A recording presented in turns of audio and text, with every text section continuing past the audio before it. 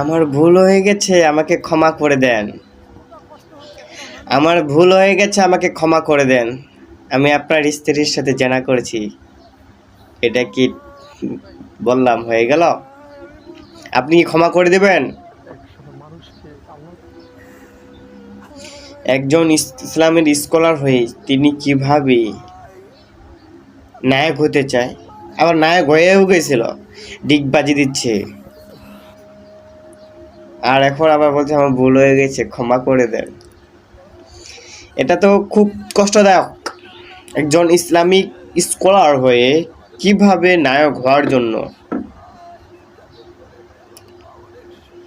এত কিছু অভিনয় করলো, না ভাইরাল হওয়ার জন্য করলো, আল্লাহ মালিক জানে।